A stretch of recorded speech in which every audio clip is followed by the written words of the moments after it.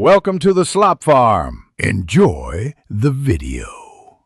In this video, I will show how to open a Kia Sportage fuel tank.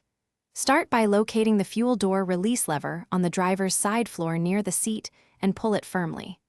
Walk to the rear passenger side and gently press the fuel door to open it.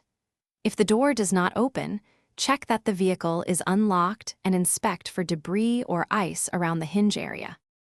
When using the release lever, pull it firmly until you hear the click that signals the fuel door popped open. Walk to the fuel door and press gently to open it fully, then remove the cap by turning it counterclockwise. If the lever feels loose or the door stays shut, avoid forcing it and check the latch mechanism for obstructions or damage before trying again. For a manual release, fold down the rear seats and locate the emergency pull cable behind the trunk panel to open the fuel door. Clear any ice, dirt, or debris around the hinge with a cloth to restore movement.